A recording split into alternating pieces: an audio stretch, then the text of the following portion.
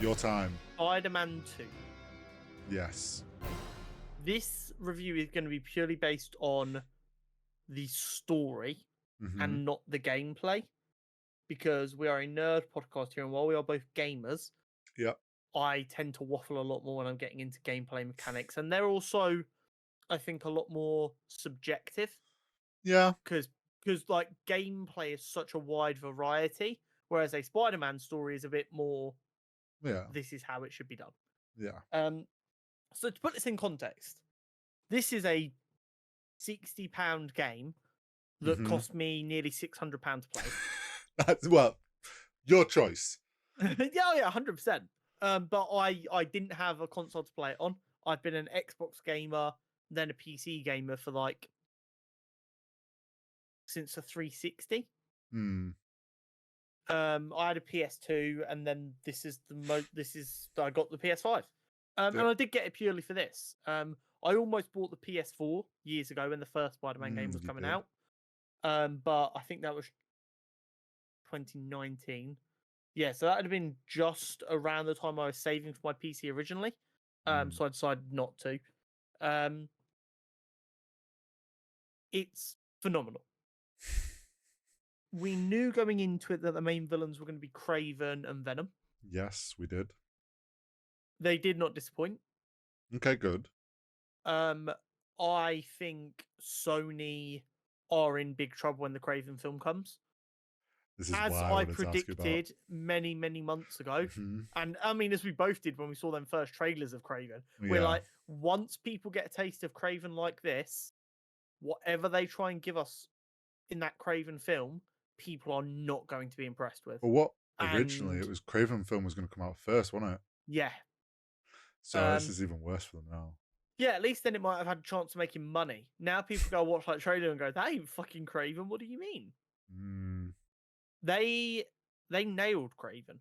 Nice. The only thing I think they potentially got slightly wrong, they had Okay. to do purely from a gameplay point of view, Right. which I think is always important to think about when you're thinking about games. So Yeah. they made it so he has all of this money Mm-hmm. and all of these resources and all of these henchmen, Yeah. which isn't really the case with Craven. He's kind of a lone hunter, Gotcha. but they need Yeah. henchmen. Yeah. So they made it so he had henchmen. Yeah. They But need an enemy faction. Craven. But they did put a fuck ton of thought into his henchmen. Okay. Which His is good. henchmen are hand selected by him. Okay. He goes and he finds hunters from around the Right. world. He tests them. And then if they're a good enough hunter, they can join him. In before Marvel now makes this canon. Yeah. It's a really, really clever way to do it. You can hear a number of the henchmen discussing it, like as you're like doing different things around the map. That's cool. The henchmen have a wide array of accents. Okay. You've got good. like American accents from hunters out from Alaska. You've Okay. got some South African accents. You've got some Afrikaans accents, some New Zealand, Australia, European, all over. That's Big, cool. big, big difference. Because like there's hunters all Well, over the yeah. world. Yeah, they hunt different things, but they're hunters. Well, and he would go worldwide to find them. Yeah. So makes sense. One of the biggest like discussions I remember hearing that stuck with me was a South African guy, and he was saying he was protecting wildlife in South Africa Yeah. from poachers, which means he was the hunter of the poachers. Yeah. And he got fired after dealing with the poachers in a way they didn't deem acceptable. Oh. And like Craven's whole thing in this isn't necessarily is about hunting animals. It seems like he hasn't hunted animals for a while. Got you. He's like humans are the ultimate prey because of like their brains. Got you. So you are hunting poachers who can hunt these animals. So if you can hunt the thing that's hunting the thing you're protecting, guess what? You're a better hunter than them. Yeah.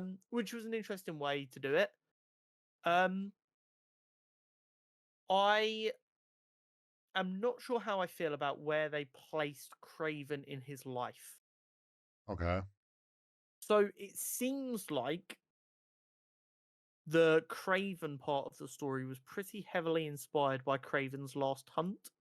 Right. which I disagree with because that is like a later Craven story. Got you. I get why they did it again from a storytelling and gameplay perspective. Mm. It just feels like a bit of a waste to me. Right. Okay. Um, but bearing in mind they're not planning on making Spider-Man games for the next 30 years, I get why. Yeah. Um, you can't have, if you were going to do it so that this was like a bigger story, you'd have to have him be the villain over multiple games. Which, Mm. unless you're going to do like 7 games for Spider-Man, Yeah. isn't really worth it. It's going to take No. too long. Yeah. Especially when you're looking at like 4 years between each game. Yeah. Um, the Venom portion of the story was interesting. They genuinely had me going back and forth over who Venom was going to be. Okay. So it's so funny. Do you remember when Arkham Knight was coming out? And they Vaguely. Yeah. introduced the Arkham Knight, and they're like, "Hey, this character knows Batman's secret, and he's the big bad." And everyone instantly went, "Oh, it's Jason Todd." And they Yeah. went, "No, it's not Jason Todd." Yeah. And then it was Jason Todd. Yeah. Well, they've done the exact same thing here. Okay. They set it up to be Harry at the end of the first game Yeah. because they had Harry healing in a tank with a black symbiote looking thing. Right. Okay. Then the trailer comes out and Harry's in the game, and everyone's like, "Okay, cool, Harry's Venom." Yeah. And then they're like, "No, Harry's not Venom. It's unique. We're doing it differently." And then Harry was Venom. Okay. I don't know what the point in lying is. All you end up doing is potentially risk pissing people off. Just good wisdom to live by in general. But what I will say is, for a Harry symbiote story, Mm. I think it's one of my preferred ways they've done it. Okay. That's good. I've seen a number of different ways. I still would have preferred them to do the pivot I thought they were going to make. So there is a point where MJ is trying to save her job at the Bugle Right. because J. Jonah Jameson's like clearing house a little bit and she's anxious. And she Yeah. wrote a really good story about the hunters in New York. Mm-hmm. And she was really confident about it. And then she gets notification. She goes, "Oh, I didn't get it. The new reporter did." And no name was mentioned. I was like, "That's Eddie motherfucking Brock."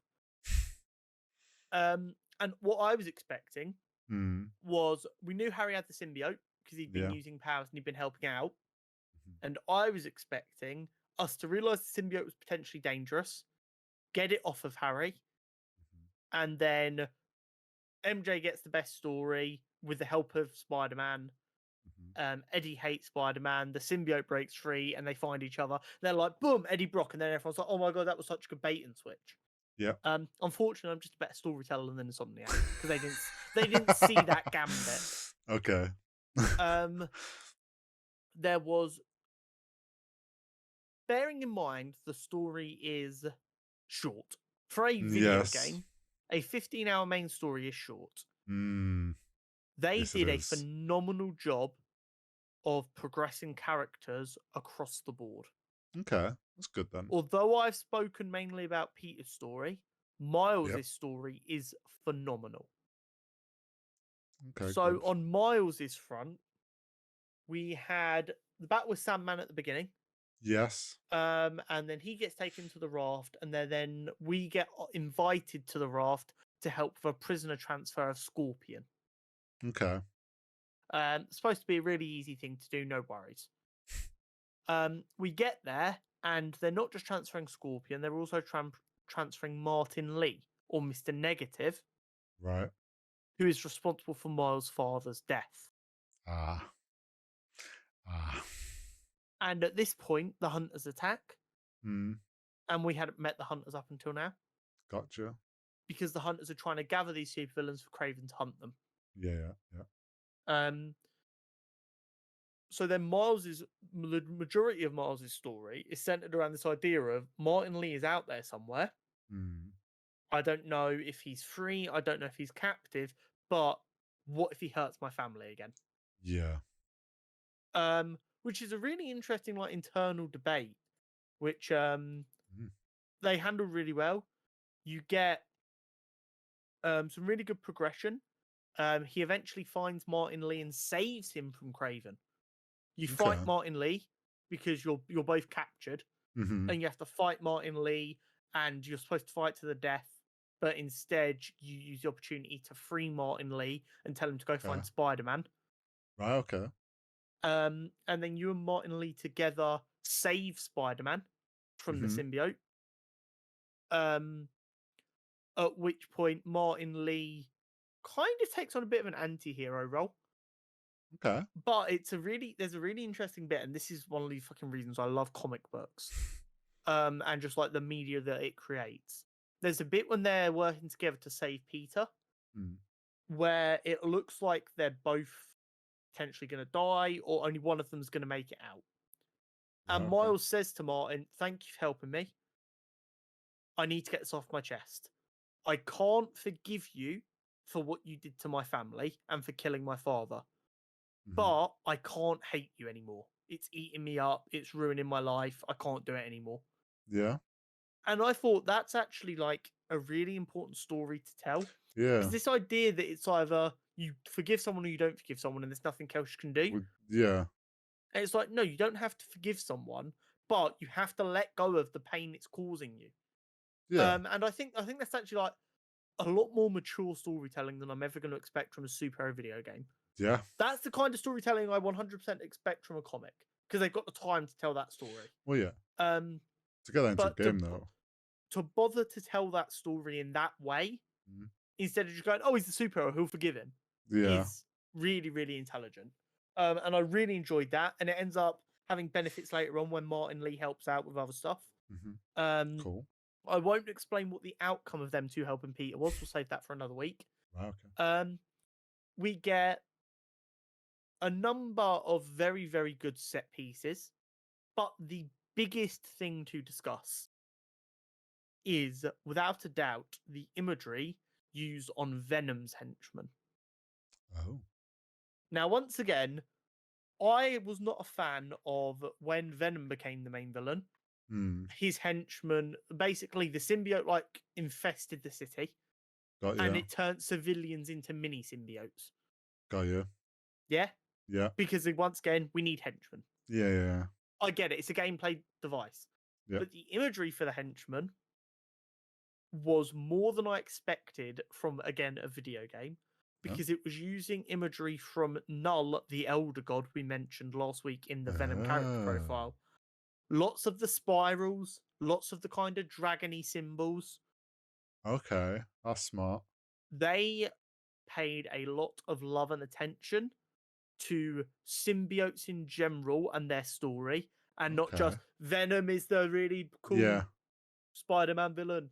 They did it in a very good way, and I have nothing but Smart. praise for the Insomniac writing team Mhm. for taking the time and care and consideration to think about how they wanted to tell their story. Yeah. It'll be the writers on the art team. There Very is one cool. thing that, as far as I'm aware, is a change from the comics, unless I've missed something, which Okay. I actually don't dislike, and I'm curious to see how they pay it off. Interesting. Spoilers if anyone's listening but has finished the main story and not the entire game for Right. the drone side mission. So there are birds from the hunters, big Mm-hmm. mechanical birds Yeah. that fly around the city, and basically you have to chase them down, get intel off of them, and Mm-hmm. then once you collect all of them, you get told to go to the apartment building. Oh. You fight off some of the hunters, and you get into the apartment building. And after working your way through a couple of puzzles, you find out it's the chameleon's apartment. Oh. Peter does mention he's fought the chameleon a number of times, but he thought he was in prison. Okay. And you find out that the chameleon is actually Craven's brother, Oh. which I don't think is the same in the comics. Someone tell me if I'm completely tripping here and I've not read properly. Um, which It's I pretty cool think is though. really interesting. And I'm curious to see if that gets paid off in a DLC or in Spider-Man 3. Potentially. Um, they have set up Spider-Man 3 beautifully. Nice. That's good. I am very, very much excited for what we're potentially going to get in Spider-Man 3, Okay. with some of the characters that were teased. Mm-hmm. I will mention some of the characters that are teased. So if you've not basically 100%ed the game or not worked out a lot of what's going on, just Mm-hmm. close your ears, skip forward 15, 20 seconds. At the very end, we got a tease for Cindy Moon, which is Silk, Okay. which is huge. Okay. We got a Carnage tease, and we got a big boy Green Goblin tease. Ooh, very cool. So we are ready to cook with absolute gas here. Around the map, there's a number of teasers for Fantastic Four, Baxter Building. That's cool. While there are complaints online about why aren't the Avengers helping, they've got Avengers Tower in New York. I have 2 points to that. People who, when they're watching a superhero media, are like, well, where's this person? Why aren't they helping? That is one of them things you just have to accept with superhero media. Yeah. Otherwise, you're never going to enjoy any of it because there is such a saturation of superheroes in these worlds. Yeah. In reality, if they all just organized better, villains wouldn't stand a chance. Yeah, but like, just assume that the person is off dealing with something just as dire somewhere else. well, yeah, you just presume like the Avengers are off dealing with something of a greater threat than Craven. Yeah. But the Baxter Building Fantastic Four helipad was like in construction during this game. Okay. I would be quite upset if that building is finished in the next game and we don't get any interaction with the Human Torch, because Peter and the Human Torch are like best buds. Mm-hmm. That would be very cool. What's the other thing? Oh, okay. Again, this is all still story stuff, so spoilers if you're not most of the way through the game. So during the game, at the start of the game, Peter has started a new job. Yeah. As Miles' teacher. Okay. Which is hilarious and a brilliant concept that I wish we had more time with. Unfortunately, Peter gets fired because at the very start of the game, when you go to fight Sandman, he leaves his class to fend for themselves in the middle of a citywide disaster. Gets you fired pretty quickly as a teacher. Yeah. But then Harry comes back from his trip to Europe. Right. Okay. And he invites Peter to come and work at his startup, which is the Emily May Foundation. Right. Emily being Harry's mum, who passed away, and May obviously being Aunt May, who passed away at the beginning of the first game. Yep. So Peter's thrilled. Throughout the story, like, Harry finds out that Peter is Spider-Man as well, which means he's like, oh, I can keep being Spider-Man and work at the Emily May Foundation, and if I need to run off, it won't be a big problem. Fucking brilliant. Yeah. Because of battles that go on, the Emily May Foundation main headquarters gets destroyed. But the game does end with Peter basically retiring as Spider-Man and continuing the Emily May Foundation from his garage. So a lot of the story was kind of a handing of the torch moment from Peter to Miles, and Miles now having dealt with Mr. Lee in a way that Peter was even like, I'm not sure I could reform my greatest villain. Yeah. Peter was like, okay, city's yours, Miles. I'm Yeah. here if you need anything, but I trust you've got it. Yeah. And Miles was like, I got it, don't worry. As long as I can still come to you for advice. Which means the story in the next game is going to be Green Goblin comes out and works out that Peter is Spider-Man or was Spider-Man, forcing Peter out of retirement, which has a beautiful storytelling aspect to it. Yes, it does. It's very smart. Very smart. Overall, the story doesn't miss in any ways that are crucial. Okay. I think the only complaints are going to be completely individual things. Yeah. Or things that have to happen for plot purposes. Yeah.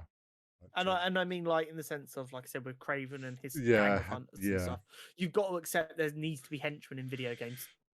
Yeah. Overall, I couldn't be happier with the story. It's about as good as it gets. It had me for the first time in months desperate to read a Spider-Man comic. I was like, I need more. The personality of the characters really shone through here. Mm. And I don't think there are any valid complaints that I've seen. Yeah, I mean, the only complaint I've seen across social media is it's short. Yeah, And while that is a bit disappointing how short it is, at the same time, it shows, like you've been saying, like how good the story is. If people want it to be like 40, 50 hours long, like if people are wanting more of it, like you've clearly made a very compelling story and game. It's just a shame that there's not more. But as I said, if they want to drop 4 10-hour DLCs and charge mm, me 15 quid for each of them, I'll probably buy all of them without even thinking about it. yeah, they could Because the very easily game add is more. so well put together.